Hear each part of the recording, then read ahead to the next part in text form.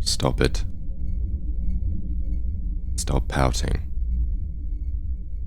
Yes, you are, I can see it. You're not helping anyone by doing that. Except to annoy me, which is never a good idea. Oh, what? Are you a bit uncomfortable? Is the ride a bit bumpy? Deal with it. The ship is built for just about anything but comfort. It'll get us to our destination as quickly as possible, so I can get rid of you as quick as possible. Just suck it up and sit back. You brought this on yourself. It's not my fault you let yourself get caught. No, don't blame yourself. I am very good at what I do. You never had a chance, little mouse. Besides, if you hadn't crossed the wrong people, you wouldn't be here now. You'd be back in your cozy hole full of wet cardboard, and the very questionable filth of a city street. Now that I think about it, maybe you're better off taking your chances where we're going. I'm sure the cardboard in your holding cell will at least be dry. You're right, that wasn't funny. I'm sure you know what they plan to do once they get you. You're small, but you're not stupid. Especially when it comes to taking candy from strangers. You really weren't thinking clearly, were you? If I didn't know better... No. Never mind. I just don't get your angle. You're clever, but you seem easily overwhelmed by fear and confusion. That's not really in keeping with your profile. At least, not the one I have of you. So I'll admit I'm a little perplexed. That's the thing, little mouse. The people paying me to bring you are paying me a lot. You're worth a small fortune to them because of your crimes. How on earth did someone as assuming as you manage to do so many awful things? I meet a lot of people in this job. A lot of very bad people. And you just don't seem like the type.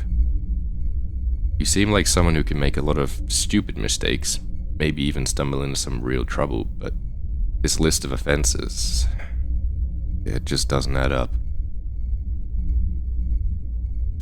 Alright, call it personal curiosity. Understanding people is part of the business. And when I don't understand someone, I find that I want to. So, tell me, did you actually do the things they say you did? Are you some sort of diabolical mastermind who's really good at pretending to be a harmless street mouse? Is that scared little face really a good act? Oh, I see. Now you don't want to talk. The chattiest target I've ever had is completely out of words. That's fine. As curious as I am, it's better if we don't get friendly. I learn all I need to get the job done, and that's it. In your case, I've learned, well, more than enough. And since you won't confirm or deny anything, let me just say this. If even half of what I was told was true, you deserve everything that's coming to you. All of it. And more. So you say. There's always two sides to every story. Sometimes more than two. And I like stories. Especially on a long flight with nothing else to do. So how about this? We have a bit of a journey ahead. And you won't be leaving the custody of my ship. No matter how quickly you think you can grab that blaster. Oh, don't look so surprised. I've watched you eyeing it. The wheels in your head turn so obviously, I'm surprised smoke doesn't come out of your ears. Don't bother. You won't reach it. Not a chance. You don't have the speed. You have no cybernetics. You're still a bit woozy. And if you tried, you'd earn yourself a nice long sleep this time. The kind where you're secure in a cryotube and you don't wake up until we get to where we're going. I could, I suppose. I could knock you out right now. But I have few reasons to. Well, for starters, the meds in cryotube aren't cheap. I use them sparingly. There's no reason to waste them on keeping you unconscious for days. Second, body chemistry is a funny thing. It's hard to get the right dose sometimes, I might put you to sleep. I might kill you. And you're worth a lot less to me dead. Third is that you entertain me. I find myself less bored when you're awake. No matter how terrible of a person you are, you do a pretty good impression of a wide-eyed street rat with dreams of becoming more. It's like watching community theater. So instead of staring at this blaster and pretending you're not, you tell me your story. Oh, of course it won't change anything. I have a job to do, and I'm doing it. I don't get paid unless I do, you see. Yeah, sorry. Doesn't matter. Nothing you say can pluck at my heartstrings, what few of them there are left. Bounty hunters don't have the luxury of feelings, or deciding whether something is right or wrong. A moral code is a hindrance, not a benefit. I do my job the best where I care the least. Well, you could. You wouldn't be the first person to try. I've lost count of the number of sob stories I've heard. Everyone always has a good reason for why they did what they did, if they try to admit to it at all. Sometimes they just insist I have the wrong person, as if that sort of mistake can happen in this day and age. But it's amusing when they try to talk me out of bringing them in. Oh yes, sometimes they claim they have a sick mother to care for. Sometimes they claim they have a plan to redistribute wealth they took, like some sort of cybernetic Robin Hood. Sometimes they just cry a lot. But it doesn't matter. And it won't matter what you say either. I am the job, little mouse. I will turn you over to my employees and be on my merry way to that beach planet. Take that vacation I've been pulling off. Well then, you might as well regale me with the story of how someone as unimpressive as you managed to piss off some of the most powerful people in 3 systems. It's up to you. I can sit in silence too. Doesn't bother me. I like being alone. We've been over this. What you say or don't say, what you do or don't do, it's not my problem. I just thought you might feel like talking. Alright, how about we start at the beginning? Did you do the things they say you did? That's not an answer. If you're not even going to answer the most basic questions, what's the point? Okay, how about we go back a little further? That neighborhood I plucked you out of. Are you really from there? Did you really start on the street, or is that an act? Huh. So that mouse thing is legitimate. Good to know. You grew up there, I take it. Did you have parents? That doesn't surprise me. I didn't know my parents either, believe it or not. Did you at least know who yours were? And what happened to them? That was going to be my guess. It was particularly drug-resistant that year, wasn't it? A lot of people died. So you were a street kid, trying to make your way. How did you get out? And how did you burn all of your bridges in the process? Well, in my experience, neighbors like that are close, almost tribal. Those inside protect their own, and children most of all. Even as a street mouse, you still have a friend or two. So what happened? Stone-faced again. We were just getting to know each other. How about I take a guess and you tell me if I'm right? I'm guessing you probably ran off with a group of other children. Safety in numbers and all that. But maybe you had dreams of something bigger. You dreamed of getting out. You didn't want your whole life spent in that slum. Right so far? Oh, you don't have to answer. I'll just keep going. You probably felt like you were better than everyone else, and people started to feel that. Maybe you decided not to help someone when they asked you to. Maybe you turned your back on your little street family. I'm guessing you were supposed to help with some sort of job, but you decided not to. You were better than it. You were above it. Maybe the job went sideways and you didn't help out. Maybe some of the others got caught or hurt. And there's one thing in those alleyways have. It's memory. Oh, don't look so surprised, it's not a unique story. Lots of people claw their way out of the muck and try to make a go at it. But to do that, you almost always have to step on the heads of those still down there. Either that, or you have to have help. Someone to lift you up and out.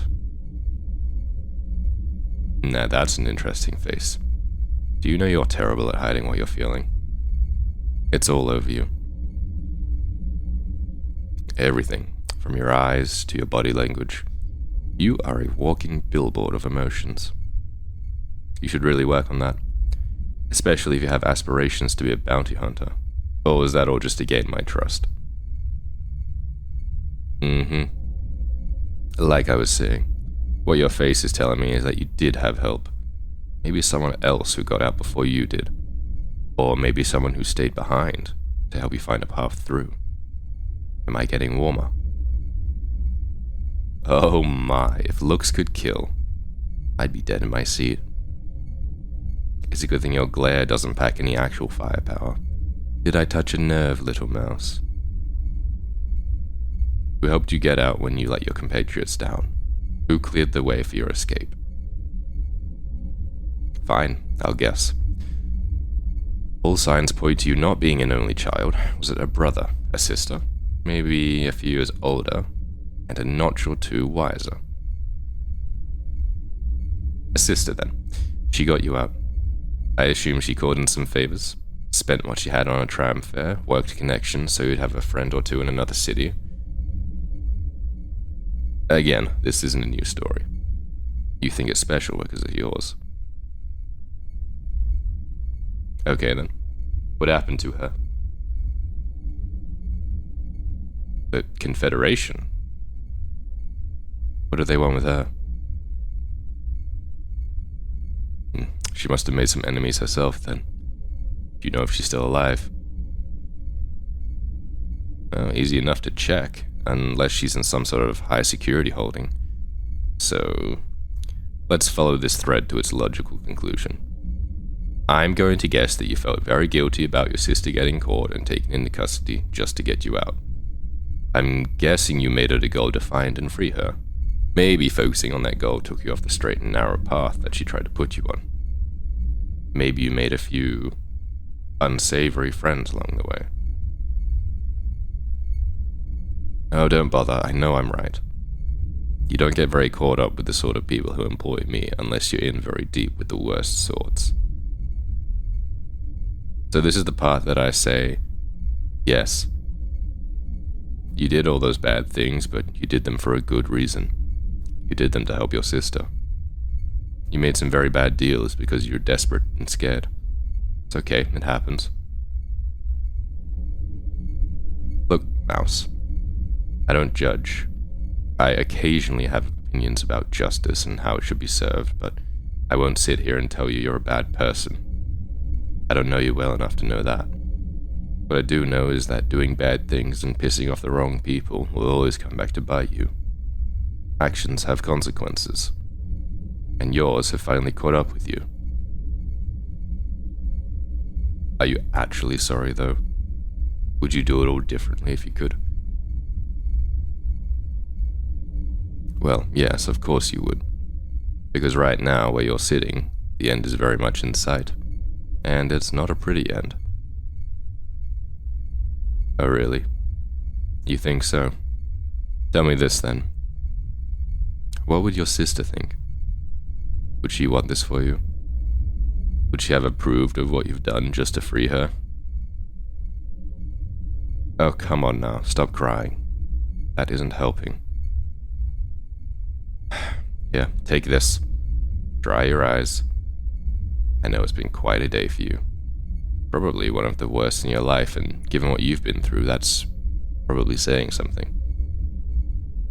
There you go. Catch your breath. Would you like some water? Let me know if you change your mind. Don't dehydrate yourself. Then I'll be forced to hydrate you medically. Why do you ask such stupid questions? You're in my custody. I am responsible for you. Until I deliver you to my employees, I will ensure that you are looked after. Do you understand? Oh, here we go. A favor, huh? Everyone always wants a favor. One last request, maybe a plea for mercy. Let me guess. You want me to turn my back so you can escape? Don't even ask, I can't do that. You certainly don't have the money to outbid the people who hired me, and like I said, I don't have the luxury of giving a crap what happens to you. Your sob story was indeed sad, but I know I won't be letting you go. Alright then, what's this favor? Your sister. You want me to find her, and what makes you think I can? Alright, fair enough. I am good at my job. So what makes you think I will? What do I get out of it? Oh, how incredibly optimistic of you. I thought I made it clear. These things don't move me. I'm still listening because I'm bored. I told you. You entertain me. That doesn't mean I buy into your little fable. Alright, let's pretend I'm just bored enough to entertain this idea. I drop you off, I find her. Then what? What? Maybe you're more woozy than I thought. You honestly think I can find her before we get there? You know how close we are, right? A couple of days, tops. I'm good, but nobody's that good. I can put out feelers, check some connections, but I won't be able to track her down in a matter of days. Certainly not before I turn you over. And again, why should I? Adventure. That is the stupidest thing I have ever heard. A sense of adventure is more than likely to lead you dead, and my sense of adventure dried up a long time ago. I said it's not possible, even for me. Flattery will get you nowhere. Reverse psychology will also get you nowhere. Look, I might try to track her down after I drop you off and collect my bounty. Maybe on my way to the beach planet I can make a few calls. But you won't be around to talk to her. You made your choices, little mouse. You forfeited your chance to talk to your sister when you got in bed with the wrong people. You were careless, you were stupid, and you got caught. And now you have to face the music. Well, at least you aren't begging for your life. I hate when people do that. Tell me this. What can you give me that will make me want to help you? Well, if you want me to start searching for her now before I've even dropped you off, you need to pay me something. I don't work for free. And remember, I probably won't even find her. Not in so little time. Of course I'm serious. I'm almost always serious. What do you have of value? Where? Around your neck? Hold still. Let me check. Keep your hands in your lap. Remember, I'm way quicker to the blaster than you.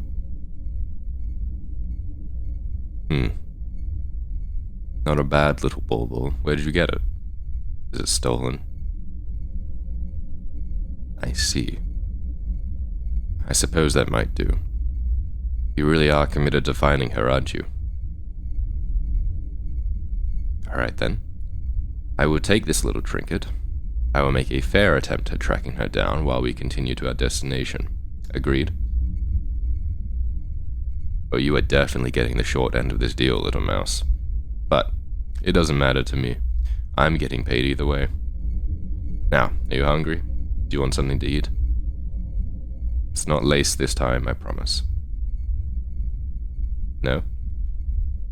Alright, but if you get hungry later, just say the word.